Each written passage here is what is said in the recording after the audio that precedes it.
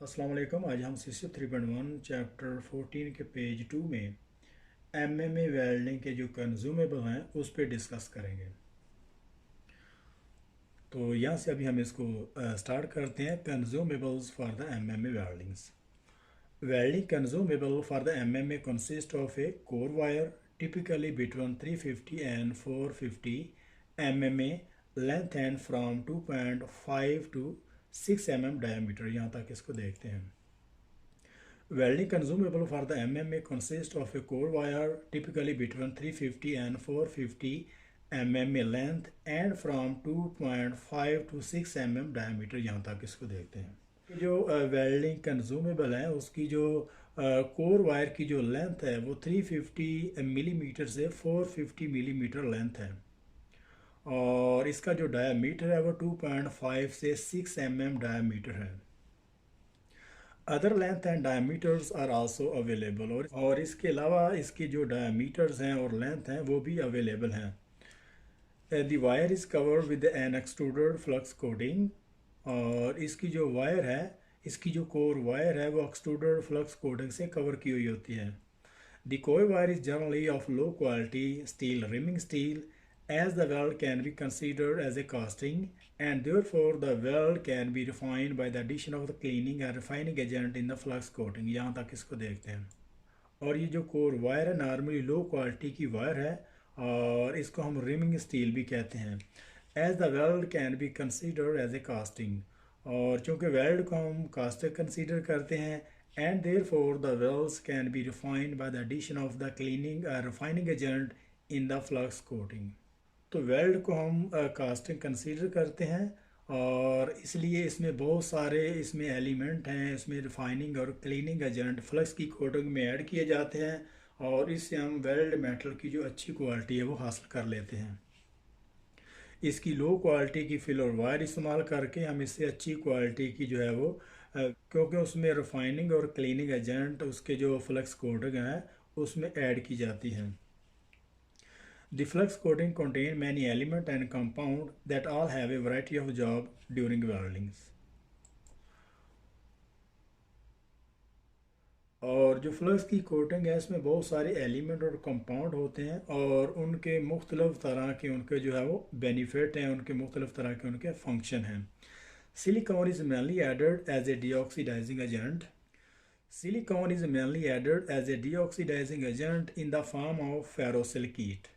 और सिलिकॉन को as a deoxidising agent के लिए इसमें जो है वो इस्तेमाल किया जाता है। इलेक्ट्रोड के थ्रू इसके जो है वो वेल्ड मेटल में फ्लक्स कोटिंग के थ्रू इसमें ऐड किया जाता है जब वो फेरोसिलिकेट की फॉर्म में आती है which remove oxygen from the weld metal by the forming oxide silica. यहाँ तक इसको देखते हैं। और ये जो है वेल्ड मेटल में ऑक्सीजन को रिमूव करती है और ये उस वक्त करती है जब ये ऑक्साइड सिलिका की जो है वो फॉर्मेशन में आती है। Manganese addition of up to 1.6% will improve the strength and toughness of the steel. यहाँ तक और मैंगनीज को इलेक्ट्रोड्स में जो है वो ऐड किया जाता है अप टू 1.6 और इससे जो वेल्ड मेटल की जो स्ट्रेंथ और टफनेस जो है वो हाई हो जाती है। और मैंगनीज को 1.6% इसको जो है वो स्टील में ऐड किया जाता है और उससे उसकी जो स्ट्रेंथ और टफनेस है वो इम्प्रूव हो जाती है। Other metallic and non metallic compounds are added that have many function और इसके अलावा दूसरे मेटालिक और नॉन मेटालिक कंपाउंड हैं जिनके बहुत सारे फंक्शन हैं। Some of which are as the follow जिनमें ये कुछ शामिल हैं। तो नंबर 1 में टू ऐड आर्क इग्निशन है। तो इसके जो मेटालिक और नॉन मेटालिक कंपाउंड ऐड करने से इसकी जो आर्क इग्निशन है वो जो है वो इंक्रीज़ होती है। और इसमें मेटालिक और नॉन मेटालिक जो एलिमेंट हैं वो ऐड करने से इसकी जो आर्क है वो इग्निशन होती है। जैसे इलेक्ट्रोड की टिप है उसके फ्रंट पे उसकी जो कार्बन उसमें जो है वो टिप किए जाते हैं जिससे इसकी आर्क इग्निशन है वो ईजिली हो जाती है। तो नंबर 2 में टू इम्प्रूव आर्क स्टेबलाइजेशंस और इसके अलावा इसकी जो आर्क की जो स्टेबलाइजेशन है वो इम्प्रूव होती है। इसकी जो आर्क है वो स्मूथ रहती है। तो इसके लिए कुछ उसमें जो है वो एलिमेंट जैसे कैल्शियम कार्बोनेट है, लाइमस्टोन, कैल्शियम फ्लोराइड और फ्लोरोस्पर और इनको जब इसमें ऐड करते हैं जिससे इनकी जो है वो शील्डिंग गैस है और आर्क स्टेबलाइज होती है और इनसे जो है वो स्लैग पैदा होता है। To produce a shielding gas to protect the arc column, और फ्लक्स के कंबस्ट होने से, इसके जलने से जो शील्डिंग गैस बनती है और जो वेल्डिंग के आर कॉलम को प्रोटेक्ट करती है, जैसे कैल्शियम कार्बोनेट है, लाइमस्टोन वगैरह, तो फ्लोरोस्पर है, और इसके अलावा जो है वो बहुत सारे दूसरे भी एलिमेंट इसमें ऐड किए जाते हैं। जब वो कंबस्ट होते हैं तो उससे शील्डिंग गैस प्रोड्यूस होती है और शील्डिंग गैस जो है वो आर कॉलम को प्रोटेक्ट करती है। To refine and clean the solidifying weld metals, और इसी तरीके से इसमें जो एलुमिनियम है और बाकी बहुत सारे दूसरे एलिमेंट जो वेल्ड मेटल को क्लीन और रिफाइन करते हैं वो भी उसमें ऐड किए जाते हैं। तो नंबर 5 में to form a slag which protect the solidifying weld metal, तो इसी कंपाउंड से उसके जो स्लैग बनते हैं जो कि वेल्ड मेटल को सोल्डिफाइंग और उसको प्रोटेक्ट करते हैं। तो नंबर 6 में टू ऐड अलाइंग एलिमेंट, और इसमें जो अलाई एलिमेंट भी उसमें ऐड किए जाते हैं जिससे इसकी जो स्ट्रेंथ है, टफनेस है और हार्डनेस वगैरह और डक्टिलिटी वगैरह या मेलेबिलिटी है, जिस कैटेगरी का हमें जो प्रॉपर्टी चाहिए होती है उसके मुताबिक उसमें एलिमेंट और कंपाउंड और उसमें जो है वो ऐड किए जाते हैं। जैसे कार्बन है और कार्बन के अलावा उसमें जो क्रोम है या मोलिब्डेनम वगैरह, तो इस तरह के एलिमेंट ऐड करने से मेटल की जो प्रॉपर्टी है वो चेंज हो जाती है। नंबर 7 में to control hydrogen content of the weld metals, और इसके अलावा इसकी जो हाइड्रोजन कंटेंट को कंट्रोल करने के लिए भी जो कुछ नॉन मेटालिक और मेटालिक कंपाउंड उसमें ऐड किए जाते हैं। तो नंबर 8 में to form a cone at the end of the electrodes which direct the arc, और इसके अलावा इसकी जो इलेक्ट्रोड्स की टिप है उसमें कुछ जो कार्बन कंपाउंड उसमें लगा देते हैं ताकि उसकी जो आर्क है वो डायरेक्ट इजीली जो है वो चल जाती है और उससे जो उसकी आर्क है वो इजी से स्ट्राइक हो जाती है। इलेक्ट्रोड्स फॉर द MMA समा are grouped depending on the main constituent in their flux, और MMA manual metal arc welding process और शील्ड मेटल आर्क वेल्डिंग के जो इलेक्ट्रोड्स हैं उनकी जो मेन कंस्टिट्यूंट है, फ्लक्स कोर की जो मेन कंस्टिट्यूंट है वो फ्लक्स ही है, which is turn has a major effect on the weld property and ease of use, और इन इलेक्ट्रोड्स को आसानी से इनको जो है वो यूज़ किया जाता है और इसका जो मेजर फंक्शन, इसका मेजर एडवांटेज ये है कि ये वेल्ड मेटल की प्रॉपर्टी को जो है वो इम्प्रूव करता है। The common group are given below, और इनके जो कुछ ग्रुप हैं जैसे बेसिक इलेक्ट्रोड्स के जो कुछ ग्रुप्स हैं नीचे उन्होंने दिए हुए हैं। तो इस टेबल में उन्होंने जो अमेरिकन स्टैंडर्ड के हवाले से A5.1 है जो कार्बन स्टील के इलेक्ट्रोड्स हैं उसकी उन्होंने डेफिनेशन दी हुई है यहाँ पे कि कौन से इलेक्ट्रोड की कंस्टिट्यूंट क्या है, कौन सी शील्डिंग गैस उसमें इस्तेमाल की जाती है, तो इसको चेक करते हैं। तो रिटॉयल इलेक्ट्रोड की जो कंस्टिट्यूंट है वो टिटेनिया है और इसमें जो मैनली कार्बन डाइऑक्साइड जो है वो शील्डिंग गैस इस्तेमाल की जाती है। तो ये जनरल पर्पस के लिए इस्तेमाल होते हैं और इसको जो है वो E6013 इलेक्ट्रोड्स है जिसे हम 6013 इलेक्ट्रोड भी कहते हैं। ये इसको आमतौर पर जो है वो लोकल जॉब के लिए इसे इस्तेमाल करते हैं। इसकी जो स्ट्रेंथ और टफनेस इतनी अच्छी नहीं होती और इसमें कार्बन और इसमें जो हाइड्रोजन बहुत ज़्यादा होती है। और नंबर 2 में बेसिक इलेक्ट्रोड्स हैं, ये कैल्शियम कंपाउंड होते हैं। इसमें ये मेनली कार्बन डाइऑक्साइड इस जो है वो प्रोड्यूस होती है और ये हाई क्वालिटी वेल्ड मेटल जो है वो देता है। और इसका जो इलेक्ट्रोड्स का नंबर है वो 7018 है, 7018, जिसे हम 7018 भी कहते हैं। और ये वेल्ड मेटल की जो स्ट्रेंथ, टफनेस और इसके अलावा अच्छी मैकेनिकल प्रॉपर्टी जो है वो इससे मिलती है।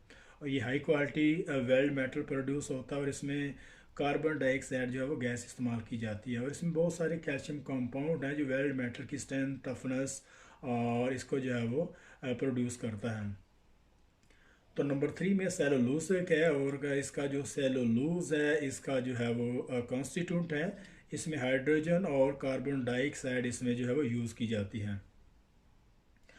तो पाइप रूट रन है इसमें और E6010, तो इसको जो स्टॉप पाइप के लिए इस 5G पोजीशन में, तो इस इलेक्ट्रोड्स को स्टॉप पाइप के लिए और 5G पोजीशन में इसको जो है वो इस्तेमाल किया जाता है और इसमें हाई जो है वो कार्बन डाइऑक्साइड और हाइड्रोजन इसमें इस्तेमाल की जाती है। हाइड्रोजन चूँकि खुद ही एक वेल्ड के लिए बहुत ज़्यादा नुकसानदेह है, तो लिहाजा यहाँ पे सेलुलोजिक इलेक्ट्रोड्स में हाइड्रोजन को एज ए शील्डिंग गैस इस्तेमाल करते हैं और इसको बहुत ज़्यादा केयर और जो है प्री हीटिंग और ये सारी जो है ट्रीटमेंट करने की ज़रूरत होती है।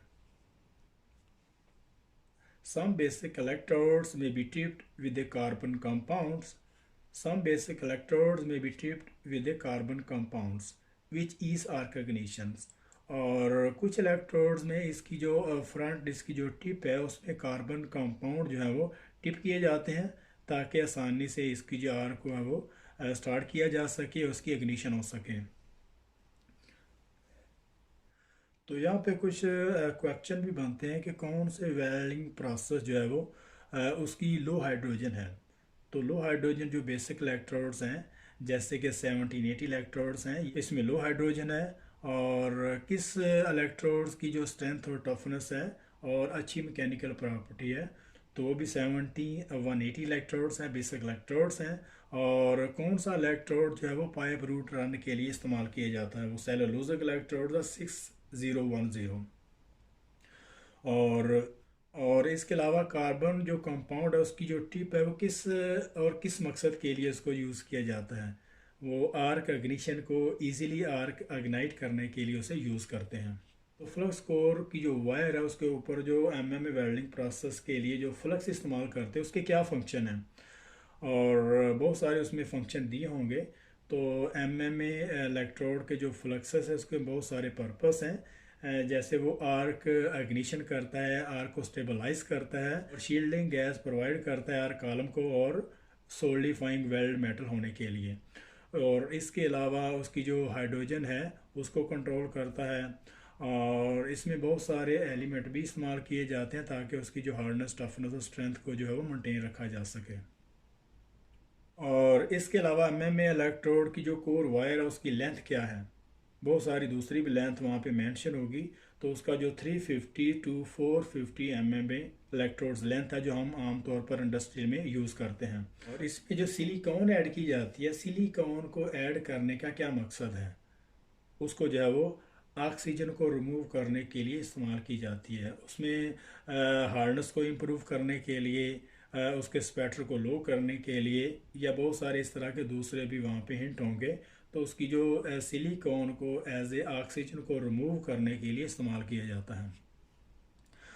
तो अप टू 1.6 जो मैंगनीज को ऐड किया जाता है तो उससे उसकी जो क्या प्रॉपर्टी अचीव होती है, उसकी हार्डनेस होती है, या उसकी मेलाबिलिटी है, या उसकी जो पोलैरिटी है, या उसके अलावा उसकी जो स्ट्रेंथ और टफनेस है। तो मैंगनीज को जो 1.6 जो है वो इसको ऐड किया जाता है उसकी स्ट्रेंथ और टफनेस को अचीव करने के लिए। तो यहाँ पे हमारा 14.2 का चैप्टर यहाँ पे ख़त्म हो रहा है। तो मिलते हैं नेक्स्ट। तो यहाँ पे हमारा 14.2 का पेज यहाँ पे ख़त्म हो रहा है। तो मिलते हैं नेक्स्ट पेज में 3 में। तब तक के लिए अल्लाह हाफिज़।